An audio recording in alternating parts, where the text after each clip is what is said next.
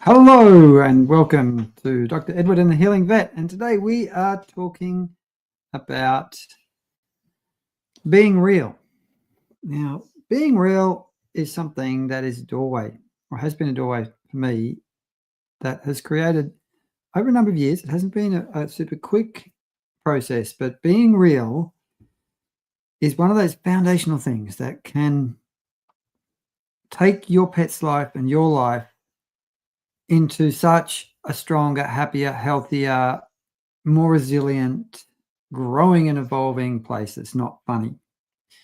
So being real, what is being real about? Being real is being honest with where you're at, about who you are and what you're doing and where you're going in your life. It's really that simple. So being real means having a good look at your health.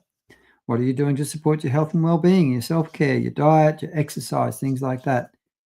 Now, it's not all about, hard things like exercising and stuff like that. It's also about being real about having fun, being real about doing the things that feed your soul and your heart and give you joy and give your animals lots of fun and joy and love and connection, so that your animals feel loved and safe and can trust you and can grow into all of who they can be. So, being real helps you open up into a really beautiful life in a whole lot of ways. But you do have to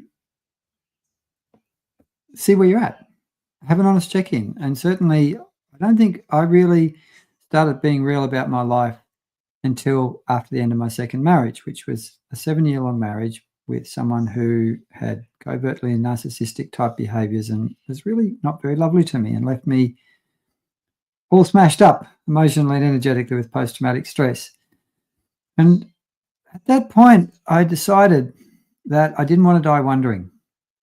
That was a big decision for me. And because I didn't want to die wondering, this is when I started being real about a whole lot of stuff around relationships, and if you talk about and health and stuff too, this has been a big part of my recovery from chronic fatigue syndrome and Lyme, is getting real about where I'm at health-wise and what I need to do to get stronger and then doing it.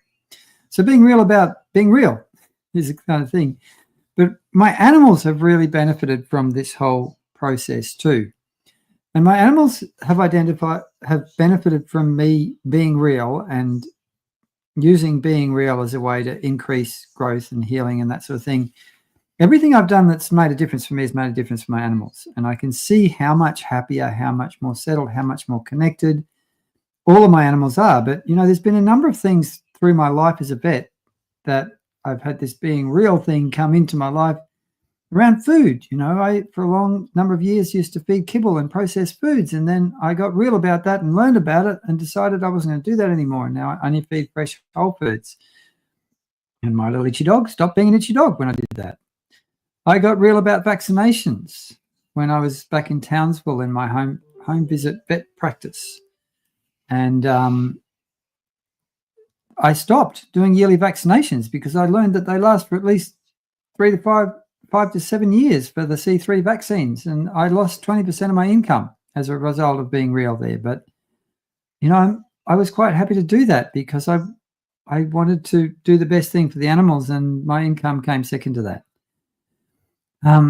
And the other really big thing that being real has helped me change with my animals is that I have ongoingly kept looking at how I train and communicate and work with my animals. And that's led me to move away from aversive type training methods and way more into positive reinforcement and kind training and connected training. And this has made such a difference for my animals. Jem is the first of my dogs, and Loki too, the cat. They have both grown up with only positive reinforcement, and the difference in them and their personalities and how confident they are is incredibly large compared to older animals when I used to still use punishment as part of training, which is not for quite a number of years now. But Mitzi, my little dog, is nearly 13. So back then when he was a puppy, I was still hadn't got real about whether or not, to be totally kind. And now I'm being real about being really kind with my animals. But being real is just being honest with yourself. And being honest with yourself about your animals too. You know, if they're a little bit chubby and they're well padded, well, then they need to go on a diet. And then you need to do the things that you need to do to get your dog on a diet to make them lose weight. And guess what? Your pet's going to be annoying, and they're going to be grumpy, and they're going to be hungry, and they're going to look at you like you're murdering them. This is part of being real, is kind of hard now, easy later. Hard now, easy later helps you do all the things that make your life better and better over time. You do easy now, everything gets hard later. So being real is being honest with yourself and having a really good look at your life, because we live in a world at the moment that is kind of chaotic and mad and stressful. So being real can help you get back to what you need to make your home, your animals, your life, your community as happy and healthy and constructive as it possibly can be. One of the things I'm being real about at the moment is having more fun. I want to have more fun. I want to have more social time and have more enjoyable things and more creative things, and have more fun with my pets, play with them more, teach them cool things, take them cool places and all that sort of thing.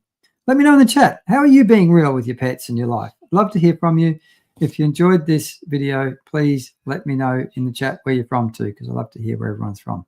And for now, have a beautiful day. Give your pets a pat from me. I'll see you next week.